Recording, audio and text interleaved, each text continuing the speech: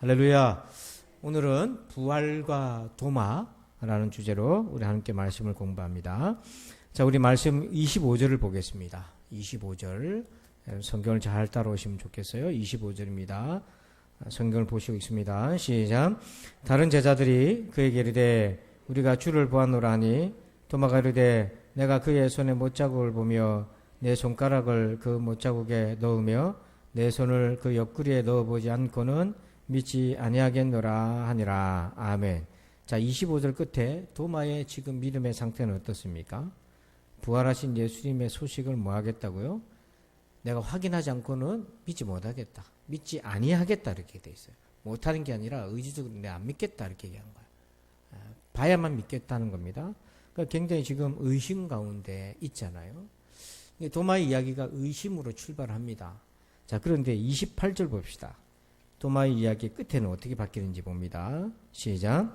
도마가 대답하여 이르되 나의 주님이시여 나의 하나님이시니이다. 아멘. 못 믿겠다 했던 도마가 지금은 어떻게 고백하죠?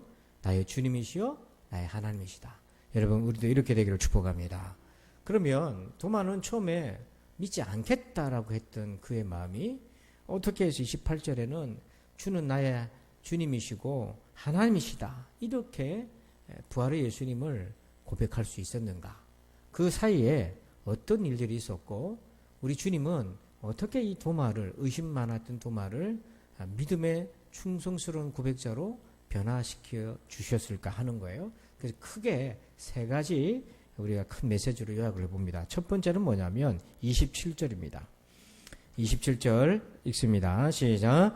도마가 이르되 내 손가락을 이리 내밀어 내 손을 넣어보고 내 손을 내밀어 내 옆구리에 넣어보라. 그리하여 믿음 없는 자가 되지 말고 믿는 자가 되라. 아멘. 자, 27절 끝에 예수님이 도마에게 27절 끝에 그리하여 어떤 사람이 되라는 겁니까? 믿음 없는 자가 되지 말고 뭐라? 믿는 자가 되라. 그러니까 예수님은 의심하는 자에게 어떤 마음을 가지고 계신 거예요? 믿는 자가 되라. 어쨌든 예수님은 이것이 우리를 향한 마음이신 거예요. 너 의심해? 내가 그렇게 은혜 베풀어주는데 아직도 의심해? 너 혼 좀 나해봐야겠어? 그게 아니라 그런 제자에게 끊임없이 주님은 믿도록 도와주신다고 하는 거예요. 그래서 여러분, 오늘도 우리 주님의 기본 마음은 딱 그것입니다. 그리하여 믿음 없는 자가 되지 말고 믿는 자가 되라. 오늘 우리도 그리하여 믿는 자가 되시길 바랍니다. 이게 우리 예수님 마음이에요. 그래서 예수님은 어떻게 그러면 도마가 믿음을 갖도록 도와주시나? 자, 먼저 24절 보면 24절을 제가 있습니다. 12 제자 중에 하나로서 디두모라 불리는 도마는 예수께서 오셨을 때에 뭐 하지 않았어요? 그러니까 나머지 제자들이 모여 있었을 때는 그때 도마가 없었어요. 그때 예수님이 오셨는데 그때는 도마가 없었어요. 그래서 함께 있지 아니한지라 거기에다가 여러분 성경이면 밑줄을 치시고 눈으로 힘을 줘서 딱 기억해 놓으시고요. 그래서 26절을 가봅니다. 26절 가보면 여드레를 지나서 제자들이 다시 집 안에 있을 때에 도마도 그다음 뭐라고 되어 있습니까? 함께 있고. 자, 24절에서는 도마가 뭐 하지 않았다? 함께 있지 않았고 26절에는 도마가 뭐 했습니까? 함께 있었어요. 자, 그런데 문인들이 닫혔는데 예수께서 오사 가운데 서서 이르시되 너에게 평강이 있을지어다 하시고. 그러니까 지금 예수님은 믿음이 없고 의심하는 자와 함께하고 계신다는 거예요. 자, 그런데 여기서 8일이 지나서 예수님이 다시 찾아옵니다. 다시 찾아오는데 자, 26절을 한 번 더 다시 봅니다. 여기 보면 여드레를 지나서 놔두고 제자들이 다시 집 안에 있을 때에 도마도 함께 있고 문들이 닫혔는데 예수께서 오사 가운데 서서 이르시되 너에게 평강이 있을지어다. 여러분, 이 말씀하고 19절 말씀 보세요. 19절. 이 말씀하고 한번 비교를 해보는 겁니다. 자, 19절을 여러분들만 한번 읽어보실까요? 시작.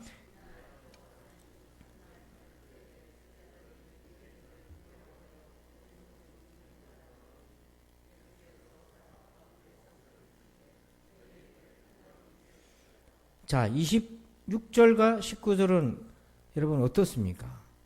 내용의 중심의 줄기를 보면 문들이 닫혀 있고 공통점이 문들이 닫혀 있고 예수님이 가운데 서시고 제자들에게 뭐라고요? 사실은 뭡니까? 이 내용이 같은 거예요. 상황적으로 좀 달라 보여도 내용은 같은 겁니다. 19절에서는 도마가 없었을 시간이고 26절에는 도마가 있을 텐데 예수님이 방문하셔서 오셨던 내용이 똑같아요. 문들은 닫혀져 있었고, 문들이 닫혀져 있었다는 의미는 지난 시간에 우리가 함께 했고, 문들이 닫혀 있고 예수님이 오셨는데 가운데 서시고 그리고 평강이 있을지어다라고 이렇게 인사를 했단 말이에요. 자, 그런데 여기에 결정적인 두 가지 차이가 있습니다. 19절과 26절을 비교해 보면 결정적인 두 가지 차이가 있어요. 자, 어떤 차이가 있습니까? 여러분들 한번 찾아서 말씀해 보실까요? 19절과 26절에 두 가지 차이가 있어요. 자, 대답을 잘 하셨어요. 우리가 한번 정리해 봅시다. 19절과 26절의 차이는, 자, 여러분, 19절은 모든 제자들을 위해서 왔고, 26절은 누구를 위해서 온 겁니까?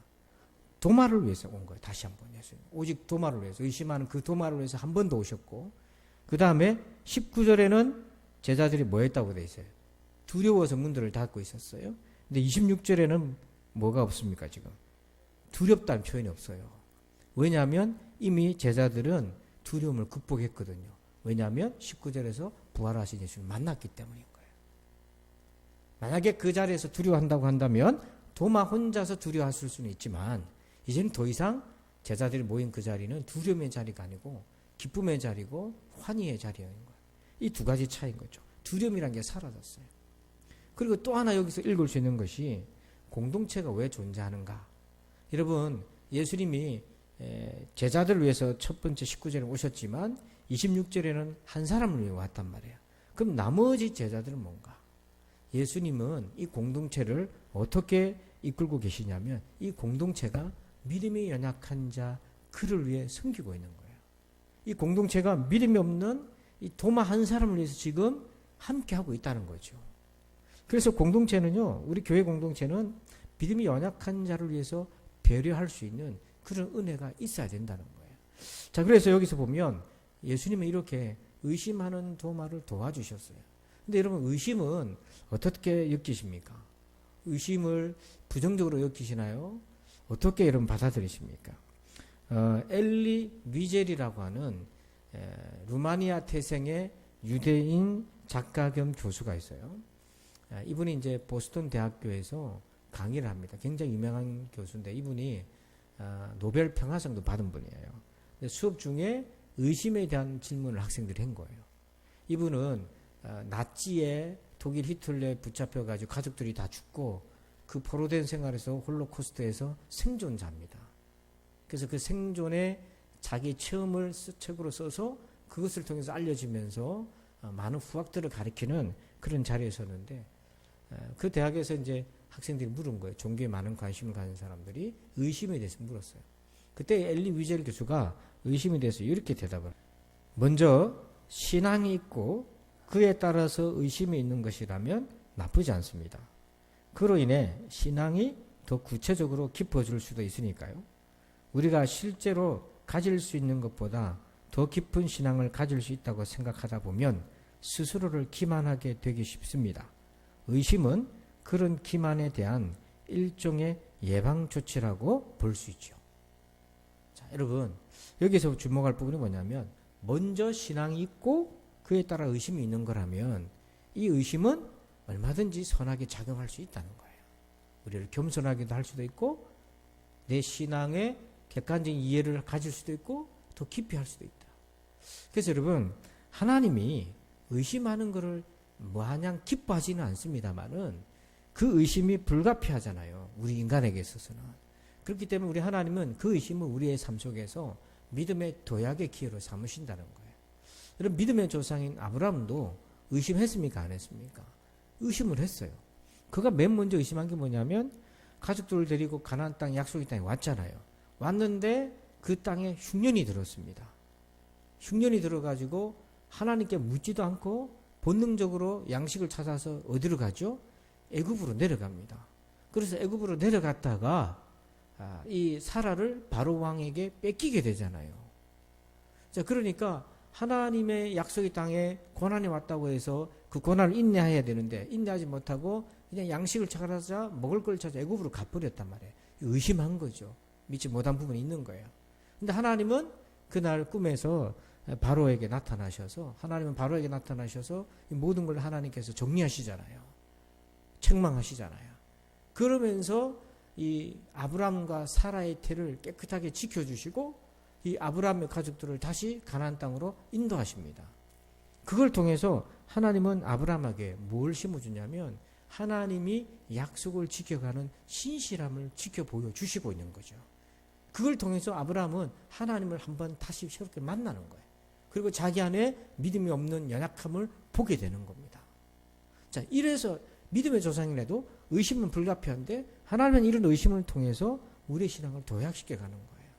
그래서 여러분, 우리 안에 의심이 없을 수는 없지만 그 의심이 도약이 될 수 있도록 여러분 그런 태도를 가지셔야 된다는 거죠.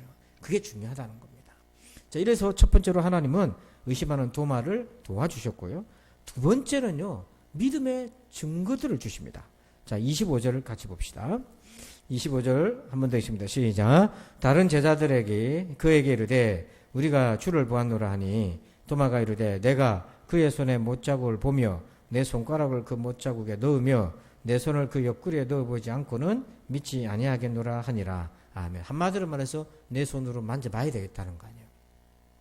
그러니까 손에 못자국에 그 구멍 난 것에 내 손가락을 넣어보고 옆구리에 창에 찔린 것에도 넣어봐야만 내가 믿겠다 하는 겁니다. 자, 그런데 이거는요 처음이 아니에요. 사실은 도마가 말한 것이. 자, 20절 한번 보세요. 20절. 자, 여러분들만 읽어주십시오. 시작.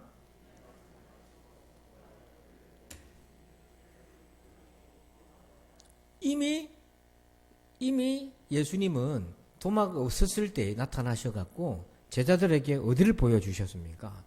손과 옆구리를 보여주셨어요. 이미 보여주셨어요. 그거는 제자들이 보여달라고 한 건지 예수님이 그냥 보여주신 건지 우리가 문맥상은 알 수는 없지만은 예수님이 도마처럼 의심하는 제자들에게 다 보여주셨어요. 자, 그거를 나머지 제자들이 봤지 않습니까? 그래서 도마한테 얘기하는 거예요. 우리가 예수님의 손에 못자국도 봤고 옆구리에 창자국도 봤다. 그 정도 됐으면 도마도 그러냐 하고 믿을 만도 한데 뭐라고 했냐면 내가 직접 그 손에 못자국에 구멍을 넣어보고 옆구리 구멍을 내가 직접 넣어봐야 되겠다. 이렇게 얘기한 거예요. 그러니까 여러분, 신앙은요 간접적인 증거로 믿음을 가질 수도 있지만 직접적인 경험을 해야 하는 영역도 있다는 거예요. 그러니까 우리가 성령 받은 사람들의 얘기를 잔뜩 듣다 보면 그래도 믿음이 생기긴 해요. 그런가, 그런 일이 있겠다. 근데 중요한 거는 늘 허전함이 남는 거죠. 성령은 남이 받아서 전달해 주는 얘기가 아니라 누가 받아야 되는 겁니까? 내가 받아야 되는 거잖아요. 근데 부활하신 예수님 만났다 하는 건 좋은데 근데 그 주님을 내가 만나야 되는 거예요. 직접적인 이 경험이 있어야 되는 거죠. 그래서 여러분, 신앙생활을 간접적 영역으로도 우리가 해결되는 부분이 있지만 어떤 면에서는 핵심적으로 내가 경험해야 된다는 거예요. 자, 그런 면에서 이 엘리 위젤 교수를 한 번 더 제가 소개하면, 자, 이분의 이제 모습입니다. 생전 모습입니다. 이분이 얼마 전에 이제 천국에 가셨는데요. 이분이 이제 노벨 평화상을 받으면서 이제 세계적으로 유명해지고, 그래서 나치의 그 학살 또 잔혹함 이런 것들을 이분은 교육학자로서 막 노간이었어요. 굉장히 진지하게 가르쳤던 분인데요. 근데 이분이 수업 시간에 미국에도 가짜 뉴스가 그 당시 돌았어요. 어떤 뉴스가 돌았냐면 나치가 유대인들을 학살한 건 가짜다. 홀로코스트는 없다. 이런 가짜 소문이 돌은 거예요. 그러니까 그 말을 진짜 믿어가지고 유대인들이 조작해가지고 홀로코스트도 없는데 희생자 코스프레 한다. 이렇게 주장들이 굉장히 많았었다고요. 근데 그렇게 생각하는 학생이 한 명 있어가지고 그 수업을 듣는 중에 그 홀로코스트의 잔인한 그 잔혹하면서 생존해왔던, 가족은 다 죽고 생존해왔던 그 노 교수에게 한 젊은 대학생이 손을 들고 뭐라고 질문했냐면 이렇게 질문한 거예요. 수용소 시절에 교수님이 진짜 수용소에 있었다면 수용소 시절에 찍혀있는, 몸에 찍혀있는, 문신처럼 찍혀있는 수임 번호를 보여주실 수 있습니까? 이렇게 도발적인 발언을 한 거예요. 순간 강의장이 싸늘해졌죠. 여러분 그렇게 말한다는 것도 참 대단한 배짱이지만 보통 사람 같으면은 그런 말을 들었을 때에 어떤 마음이겠습니까? 이거 오히려 분노가 치밀어 오지 않겠어요, 그죠? 그런데 이 엘리 위젤 교수가 조용히 침묵 속에 자기 그 자켓을 벗고 와이셔츠 단추를 다 끌어서 자기 몸에 문신처럼 새겨져 있는 수인 번호를 보여줘요. 그게 뭐냐면 A-7713입니다. 저 번호 앞뒤는 다 죽으신 분들이에요. 그래서 어떤 일이 생겼습니까? 그 순간 이 엘리 위젤 교수에게 몸에 문신처럼 찍혀져 있는 수인 번호를 보는 순간 그 질문했던 학생은 어떻게 했어요? 인정할 수밖에 없는 거예요. 홀로코스트가 실존했고 저분이 생존자라는 것을 인정할 수밖에 없었죠. 이 대목을 제가 팍 보면서 어떤 생각이 들었냐면 도마가 예수님이 못자국에 박힌 그 손에 못자국의 그 자국과 옆구리에 창자국을 봐야만 믿겠다 했을 때에 예수님이 내가 너한테 해준 게 얼만데 이게 나오신 게 아니라 조용하게 이렇게 손을 내밀으시고 여러분 옆구리를 보이려면 옷을 어떻게 해야 됩니까? 풀어 해주셔야 되는 거 아니에요. 그렇게 보여주시면서 보여주셨을 때 도마는 어떤 마음이었겠어요? 믿을 수밖에 없는 거예요. 그 순간은 침묵이 흐를 수밖에 없는 거예요. 당혹함과 확신과 침묵이 막 뒤섞여져 있는 감정인 거예요. 그러면 왜 제자는 또 왜 예수님은 자신이 부활하신 증거를 손에 못자국과 옆구리를 보여주셨나? 다른 것으로도 보여줄 수 있는데 그렇잖아요. 부활했을 몸이 있으니까 야 배달민족한테 짜장면 시켜봐라. 같이 먹자. 그러면서 먹으면서 이 사람이 생존이 있으니까 먹으면 다 알잖아요. 근데 왜 손에 못자국과 옆구리 창작을 보여주셨을까요? 부활의 증거는 십자가의 증거이기 때문에 그런 거예요. 십자가 없는 부활의 증거는 아무 의미가 없는 거예요. 여러분 나사로가 죽었다가 살아난다고 해서 그 나사로를 믿습니까? 그 나사로가 우리를 살립니까? 아닌 거잖아요. 예수님이 우리 위해 십자가 죽으셨기 때문에 그리고 그분이 부활하셨기 때문에 그 예수를 믿는 자도 구원받는 것이잖아요. 십자가가 있기 때문에 부활의 증거가 되는 거예요. 그래서 부활은 사실은 엄밀하게 말해서 십자가의 증거입니다. 우리는 거꾸로 보통은 거꾸로 보잖아요. 십자가 부활의 관계를 부활의 십자가를 완성하는 것인데 사실은 자 그런데 오늘 이 질문 우리 자신에게 던져야 돼요. 나한테 부활의 증거가 있는가? 그러면 나는 무슨 증거로 부활의 증거를 보여줄 수 있는가? 우리 예수님을 따라가야 되는 거죠. 예수님이 못자국과 창자국 이게 죽은 자국, 고난의 자국이잖아요. 그러면 우리도 부활의 증거, 내가 예수로 인해 살아났다는 증거도 뭘로 보여야 되나? 내가 죽은 증거로 보여야 된다는 거예요. 그래서 그게 고린도후서 4장 10절입니다. 읽어봅시다. 시작. 우리가 항상 예수의 죽음을 몸에 짊어짐은 예수의 생명이 또한 우리 몸에 나타나게 하려 함이라. 아멘. 여러분 사도들이 초대교회 성도들이 항상 예수의 죽음을 몸에 짊어졌다고 되어 있잖아요. 이게 무슨 얘기냐면 핍박과 고난과 박해를 얘기하는 거예요. 구태여 몸에 난 상처와 흉터 자국만이 아니라 수없이 박해받고 핍박받았던 그 모든 것들을 우리가 안고 있는 거는 이게 바로 내 안에 예수님의 생명이 있다는 증거라고 하는 거예요. 그 예수님의 생명이 있기 때문에 그 핍박의 자리, 고난의 자리를 갈 수가 있는 거라는 거죠. 그래서 오늘 우리 자신에게도 부활의 신앙의 증거가 있느냐 물었을 때 내가 나타내 보여야 될 증거는 뭐냐면 예수님처럼 고난과 십자가의 자국의 흔적이 내게 있어야 되는 거예요. 또 있습니다. 마태복음 16장 24절 읽어봅니다. 시작. 이에 예수께서 제자들에게 이르시되 누구든지 나를 따라오려거든 자기를 부인하고 자기 십자가를 지고 나를 따를 것이니라. 아멘. 정말 부활의 신앙이 있다면 그가 정말 예수님의 생명으로 다시 태어난 거듭난 신자라고 한다면 여러분 부활은 우리가 죽어서 새롭게 몸을 덧입는 것이기도 하지만 우리 영이 다시 살아나는 거잖아요. 그게 거듭남도 부활의 한 영역 속에서 포함될 수 있는데 그렇다면 그 부활의 증거가 뭐냐면 자기를 부인해 왔고 나의 십자가를 줘왔던 십자가를 지닌 흔적이 있어야 되는 거예요.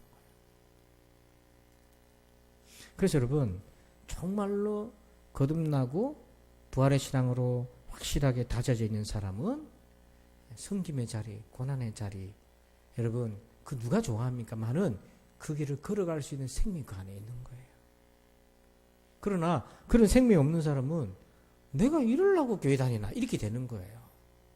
그런 자리를 못 가는 겁니다. 설령 갔다 치더라도 못 버텨서 튕겨서 나와버리는 거예요. 그래서 혹시 신앙생활 하다가 상처 자국만 남아있고 그냥 보이지 않는 마음속에 그냥 상흔만 남아있는 분들이 있습니까? 여러분 예수님 앞에 섰을 때 그게 우리에게 부활의 증거요 거듭남의 증거가 될 줄 믿습니다. 아멘. 자, 마지막 세 번째로 주님이 도마에게 주신 은혜가 있는데 그건 믿음을 끌어올리시는 은혜를 주셔요. 자, 27절을 보십시다. 27절을 보면 제가 했습니다. 도마에게 이르시되 네 손가락을 이리 내밀어 내 손을 보고 네 손을 내밀어 내 옆구리에 넣어보라. 그리하여 믿음 없는 자가 되지 말고 믿는 자가 되라. 아멘. 자, 거기 보면 27절 보세요. 맨 앞에 뭐라고 시작합니까? 그러니까 도마가 했던 얘기를 예수님이 그 자리에 안 계셨지만 뭐하고 계신 거예요? 알고 계신 거예요. 그러니까 우리의 의심과 생각들을 알고 계신 거예요. 듣고 계신 거예요. 근데 그거를 책망하는 것이 아니라 도와주시려고 한다는 거죠. 그렇게 오셔서 그래서 네 손가락을 이리 내밀어서 내 손을 보고 네 손가락을 넣어봐라 했을 때 여러분 한번 말씀해 보시죠. 도마가 넣어봤을까요? 여러분 생각이 어떻습니까? 예. 여러분이 도마라면 예수님 잠깐만 양해를 부탁합니다 하고 넣었을까요? 이 양 여기까지 왔는데 그건 뭐 여러분이 알아서 하시기 바랍니다. 넣든지 말든지 알아서 하시는데 그 정도 되면은 손 들어야 되는 거 아닙니까? 그죠? 근데 진짜 넣는다고 해서 예수님 뭐라 하시겠습니까만은 자, 근데 여기서 중요한 부분이 있습니다. 도마의 믿음의 상태가 봐야만 믿겠다고 했잖아요. 자, 그런데 예수님이 그걸로 끝내지 않고요. 29절 말씀 봅시다. 29절 시작. 예수께서 이르시되 너는 나를 본고로 믿느냐 보지 못하고 믿는 자들은 복되도다 하시니라. 아멘. 너는 나를 본고로 믿느냐 그것도 잘한 거잖아요. 어쨌든 믿었으니까. 그런데 어떤 믿음이 복되도다고 또 얘기하십니까? 보지 못하고 믿는 자들은 복되도다. 이 말은 뭐냐면 여러분 우리 보고 하신 얘기예요. 우리를 위해서. 12제자들이야 예수님과 동고동락했기 때문에 그분을 만나고 말씀도 듣고 부활하신 예수님의 음성도 듣고 다 할 수 있지만 그 후대는 그럴 수가 없잖아요. 승천하시고 난 이후에는. 그래서 예수님은 어떤 안전장치를 해놓으셨냐면 너는 나를 본고로 믿느냐 그것도 잘한 거야. 믿음 없는 자가 되기보다는 믿는 자가 되는 게 중요하니까. 그런데 복된 믿음이 또 있다. 그게 뭐냐면 보지 못해도 믿을 수 있는 믿음이 있다. 이 말은 뭐냐면 믿음이라는 거는요. 보는 것의 한계를 넘어선다는 거예요. 손으로 만지고 내가 증거를 삼고 이러한 물리적인 한계를 넘어설 수 있는 것이 믿음이라는 거예요. 그래서 여러분 여기서 중요한 거는 보고 믿는 자와 보지 못하고 믿는 자의 믿음에는 질적으로 차이가 있어요 없어요? 어렵습니까? 보고 믿는 믿음하고 보지 않고도 믿는 이 믿음은 둘 다 구원 얻는 믿음에 있어서 어떤 차이가 있어요 없어요? 없어요. 보고 믿는 믿음이 더 확실할 것 같다고요? 아니에요. 여기서 믿음이라는 거는요 똑같은 겁니다. 똑같은 거예요. 만약에 보고 믿는 믿음이 더 양질의 믿음이라면 전부 다 보려고 애를 쓰겠죠. 근데 예수님 그렇게 얘기하셨잖아요. 보지 못하고 믿는 믿음이 복되도다 얘기하셨어요. 자, 그러면 보는 믿음, 보았던 믿음이 보지 못하는 믿음으로 넘어가는 전환되는 시점인데 그럼 이게 어떻게 믿는 거냐? 그게 바로 듣고 믿는 믿음으로 전환하는 겁니다. 복음을 듣고 믿는 믿음으로. 그래서 로마서 10장 17절입니다. 화면 보시고 읽어봅시다. 시작. 그러므로 믿음은 들음에서 나며 들음은 그리스도의 말씀으로 말미암았느니라. 아멘. 아멘. 그러므로 믿음은 봄으로 나고 이렇게 안 했다고요. 만져 봄으로 나고 그렇게 말씀 안 하셨어요. 우리를 위해서 뭐라고 얘기하셨냐면 들음에서 난다 이렇게 얘기하셨어요. 그 듣는 거는 그리스도의 말씀으로부터 왔기 때문에 이 복음은 그리스도께로부터 왔기 때문에. 그래서 도마의 믿음을 예수님께서 끌어올리시는데 보는 믿음에서 보지 않는 믿음, 듣는 믿음으로 끌어올리십니다. 왜? 이 믿음에 확증이 있어야 도마가 가서 복음을 전할 거 아닙니까? 복음을 전할 때에 잠깐만 있어봐요. 전화해가지고 예수님 잠깐만 빨리 오시기 바랍니다. 내가 예수님 오셔가지고 또 손 보이고 옆구리 보이고 그럴 수 없는 거잖아요, 이게. 그래서 도마 자신도 보는 믿음에서 듣는 믿음으로 전환을 해야만 복음을 전하여서 전파해서 구원 얻는 그 복음의 전도자의 길을 갈 수가 있어요. 그래서 여기서 그러면 듣고 믿는 믿음은 보고 믿는 믿음과 동일한 그 권위를 가지고 있는데 어떻게 그 권위가 가능한가? 자, 세 가지가 있는데 첫째는 뭐냐면 로마서 10장 17절 끝에 보니까 들음은 어디서 났다고 되어 있어요? 그리스도의 뭐예요? 말씀. 그러니까 첫 번째는요. 복음은 예수님의 말씀의 권위에서부터 온 거라는 거예요. 그래서 원수, 마귀, 사단, 이단들은 이 권위를 훼손시키는 거예요. 복음은 예수님의 권위에서부터 온 것이고 두 번째는 증인의 권위가 있어요. 자, 여러분 사도행전 10장 41절부터 43절 봅시다. 자, 41절을 먼저 같이 읽어봅니다. 시작. 모든 백성에게 하신 것이 아니요 오직 미리 택하신 증인 곧 죽은 자 가운데서 부활하신 후 그를 모시고 음식을 먹은 우리에게 하신 것이라. 아멘. 자, 증인의 권위가 여기 나타나요. 41절 중간에 보니까 미리 택하신 증인, 사도들 얘기하잖아요. 이 증인인데 이 사람들이 어떤 증인이라고 되어 있습니까? 죽은 자 가운데서 부활하신 후 그 예수님을 모시고 뭘 먹었다? 그게 우리다. 제가 아까 밤 얘기했잖아요. 식사했다는 것만큼 인간 생애에서 사실적인 게 없어요. 여러분 저녁 잡수셨어요? 예, 대답이 확실치 않네요. 끝나고 드실 건가요? 여러분 식사하는 것처럼 인간관계에 가장 확실한 것이 없습니다. 밥을 먹은 우리다. 부활하신 예수님하고 우리가 증인이야. 그러니까 첫 번째는 예수님 말씀의 권위고 두 번째는 증인의 권위인데 42절 봅니다. 우리에게 명하사 그 예수님이 밥 먹을 때 우리에게 명하사 백성에게 뭐하되 전도하되 하나님이 살아있는 자와 죽은 자의 뭐로 재판장으로 정하신 자가 곧 이 사람 예수인 것을 뭐하라고 증언하게 하셨고 그래서 그 예수님 우리한테 하나님이 살아있는 자와 죽은 자의 재판장으로 정하신 분이 예수님이다 라는 걸 빨리 가서 알려라는 거예요. 왜? 세상의 재판자는 이제 예수님이니까. 그래서 그 재판장이신 예수님이 왜 중요한가? 43절 읽습니다. 시작. 그에 대하여 모든 선지자도 증언하되 그를 믿는 사람들이 다 그의 이름을 힘입어 죄사함을 받는다 하였느니라. 아멘. 여러분 42절을 다시 한번 보면 예수님을 뭐라고 얘기하냐면 살아있는 자와 죽은 자의 재판장으로 하나님이 정하셨다. 원래는 이게 누구십니까? 누가 재판장이신 거예요? 성부 하나님이시잖아요. 그런데 그 성부 하나님이 성자 예수 그리스도에게 심판의 권한을 주셨다고요. 이게 왜 중요하냐면 43절 때문인 거예요.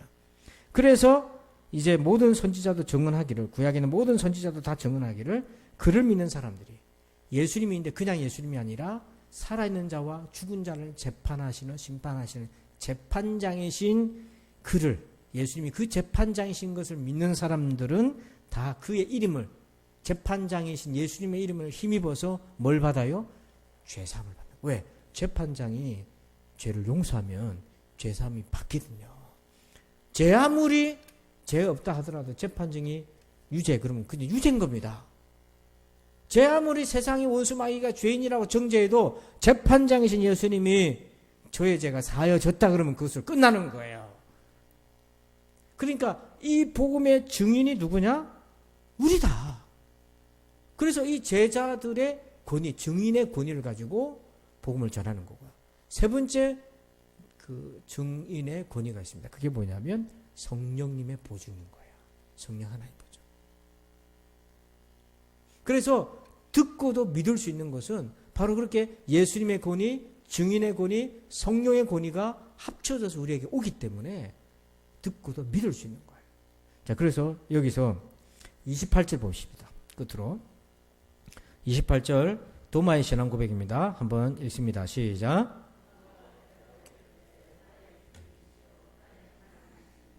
아멘. 여러분 신앙 고백하면 누구의 고백이 생각납니까? 베드로 씨의 고백이 나죠. 자, 마태복음 16장 16절. 시몬 베드로가 대답하이르되 주는 그리스도시요 살아계신 하나님의 아들이시니라. 자, 이 고백하고 도마의 고백하고 여러분 볼 때 물론 본질적 속성은 같습니다만은 어느 고백이 더 이렇게 확 와닿습니까? 예, 뭐 도마이기도 하고 배시이기도 갈리는데 도마는 보십시오. 이 베드로는 예수님을 그리스도시요 살아계신 하나님의 아들이다. 이것도 틀린 말 아니죠. 맞는 표현인데 도마는 뭐냐면 나의 주님이시요 나의 뭡니까? 하나님이시다 이렇게 얘기하는 거예요. 이 말은 뭐냐면 확실해진 겁니다. 베드로가 저 고백을 할 때는 진짜 저 고백을 했지만 그 뒤에 예수님을 몇 번 부인하죠? 3번 부인하잖아요. 그러다가 부활하신 주님을 만나서 저 고백에 합당한 신앙생활을 하게 됩니다. 그러니까 부활이 있고 난 이후에 베드로의 고백도 온전하게 되는 거예요. 그 온전한 형태를 지금 도마가 보여주는 겁니다. 자, 그런데 17절 봅니다. 마태복음 16장 17절 있습니다. 시작. 예수께서 대답하여 이르시되 바요나 시몬아 네가 복이 있도다. 이를 내게 알게 한 이는 혈육이 아니요 하늘에 계신 내 아버지시니라. 아멘. 자, 시몬에게 주는 그리스도시요 살아계신 하나님의 아들입니다라고 고백했을 때 예수님이 그 믿음 보고 뭐라고 인정해 주셨냐면 이를 내게 알게 한 일은 혈육이 아니다. 랍비가 아니고 사람이 아니다. 배워서 그런 게 아니고 네가 단지 배워서 그런 게 아니고 하늘에 계신 내 아버지시다. 네가 그렇게 믿고 있는 믿음은 누가 주신 거라는 거야? 하나님 주신 거야. 자, 그러면 요한복음 20장 28절 다시 보십시오. 도마가 대답하이르되 나의 주님이시여 나의 하나님이시다. 이 신앙의 믿음은 누가 주신 거예요? 누가 주신 걸로 믿습니까, 여러분? 예. 조시는 분은 내가 안 줬는데요 그럴 것 같아요. 하나님이 주신 거잖아요. 그래서 여러분 믿음은 하나님의 선물인 것입니다. 그래서 마침내 도마는 처음에 나는 내가 봐야 믿겠다. 안 그러면 내가 도무지 안 믿겠다. 그랬던 도마가 바로 이렇게 마지막에 주는 나의 주님이시고 나의 하나님이십니다 라고 고백하면서 그 이후에 그 어떤 제자보다도 뜨거운 순교자의 대열에 참여하면서 부활의 복음을 전하게 돼요. 사랑하는 성도 여러분, 이번 주가 부활주일인데 여러분의 신앙은 어떤 상태입니까? 오늘 이 말씀대로 도마처럼 주님의 도우심과 은혜 가운데 주님은 나의 하나님이십니다. 확실하게 고백하는 저와 여러분 되길 주의 이름으로 축원합니다.